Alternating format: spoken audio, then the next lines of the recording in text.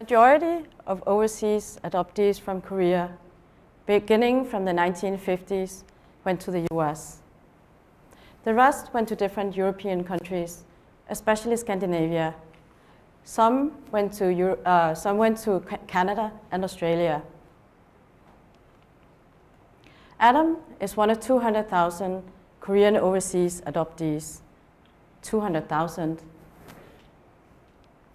In November 2016, just before Thanksgiving, Adam arrived in Korea for the first time since he was adopted. He had been deported from the very country he was adopted into as a young child. All his life, he lived as an American citizen. On paper, he never was. He was met at the airport by officials and a representative from Global Overseas Adoptees Link, an NGO in Korea working for adoptees. He had a bed to sleep in, a place to call home, even if it were against his will. Unlike Adam, the other deported adoptees who arrived before him were dropped at the airport and left alone by the immigration officers who escorted them from the US. They were left without any money, without any knowledge of Korean language, without any friends, not knowing where they were, where to go, or how to get anywhere. Most have experienced homelessness, some eventually ending up committing a crime in desperation to survive. As of 2018, Adam and all the other deported adoptees are among the 18,000 Korean overseas adoptees without citizenship or unverified citizenship of their adopted country. Many adoptees have since the late 1980s returned to Korea short or long term. The longest term counts more than 2 decades. Solid statistics are very difficult to identify, but empiric experiences in the community of adoptees in Korea show that the trend of adoptees resettling short or long term continues, and that the strong, continuous, and ever-changeable community of adoptees in Korea is permanent. So what does this mean?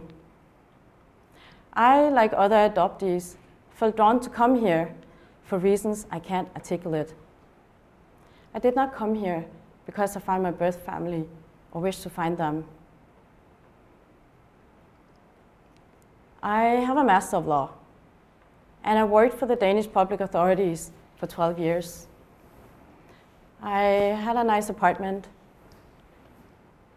in the heart of hipster Copenhagen, and I had a salary high enough to travel overseas twice a year and trips within Europe in between. I grew up in the happiest country in the world, and yet I said goodbye to the comfort of my old lifestyle and exchanged it for an insecure income, unstable job situation, and without any prospects of making a career. What I gained instead is the opportunity to try to make a difference for fellow adoptees like Adam through my work at an NGO, providing assistance for adoptees, creating awareness, and enabling adoptees to live in Korea. Organizations for Korean adoptees in Denmark, France, Belgium, Italy, the Netherlands, the US, and many more countries.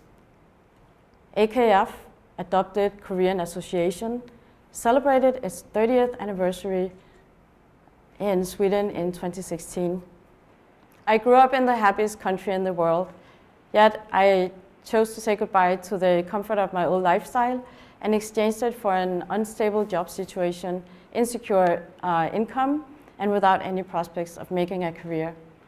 What I gained instead of the standard of my Danish high standard of life was the opportunity to try and make a difference for fellow adoptees like Adam through my work at an NGO, working for adoptees, creating awareness, and enabling adoptees to live in Korea. In Korean society, community and belonging are core values. Confucianism still influences society strongly, meaning that every Korean person knows his or her blood type and can trace the family roots many generations back on the family registry. On adoptees registry, there's us, only us. In Korea, we're foreigners, but we're not. We're Korean, but we're not. Deported here or here by our own free choice, Adam, I, and all the other Korean overseas adoptees are the odd outsiders. And with that commonality, we created our own society. And with that commonality, we created our own community.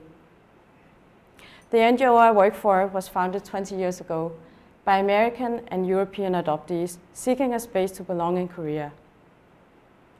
There are organizations for Korean adoptees in Denmark, France, Belgium, Italy, the Netherlands, Switzerland, Australia, the US, and many more countries. In the late 1990s, an international gathering for international Korean overseas adoptees was held for the first time in Washington, then in Oslo, then in Seoul. Over the years, these gatherings have taken place every third year in Seoul, and Europe and US and between. The biggest gather more than 500 adoptees and their families.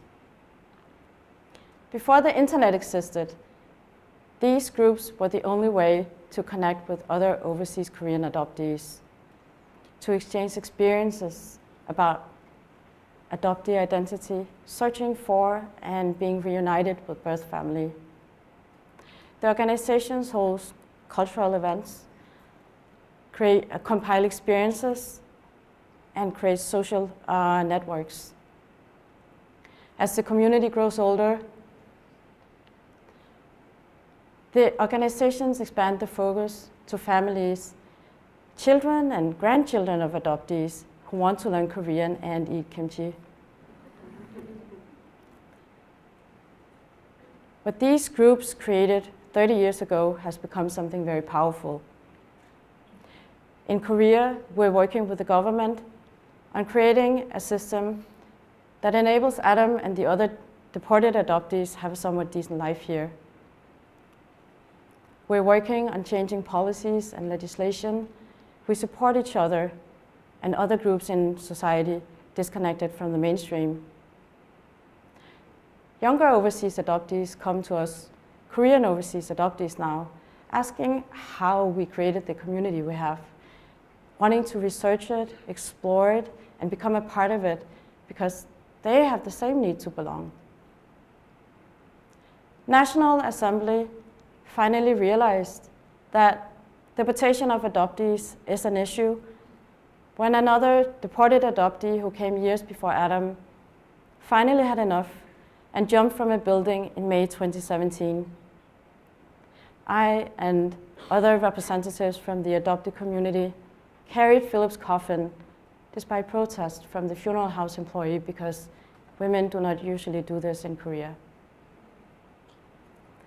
An adoptee from G.O.A.L transported Philip's ashes to the US and returned them to his adopted parents so he should not have to rest in a country he did not wish to be in. Sadly, we failed in preventing his death. But the community heard when Adam desperately called out for help on social media, when American immigration officers knocked on the door to his home 3 years ago. Adoptee groups in the US tried to help him by rallying for changes in the citizenship legislation. In Korea, we were able to notify officials under the government who had no clue that his removal case had been initiated. The removal process took almost 2 years. We made sure other adoptees visited Adam while he was in detention.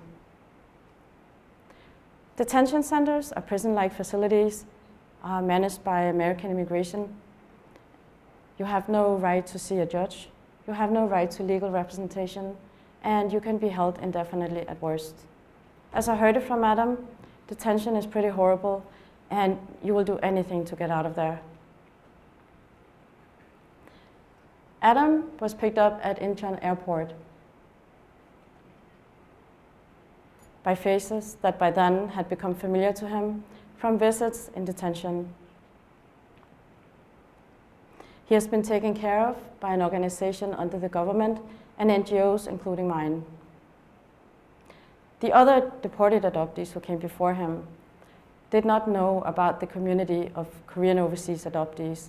So for the first time ever in the history of adoptees being deported back to Korea, Adam was the first who had a community when he came here. He's still mourning the loss of his American life, watching his daughters grow up through Skype. He gets frustrated by the hoops he must jump through in order to keep a roof over his head.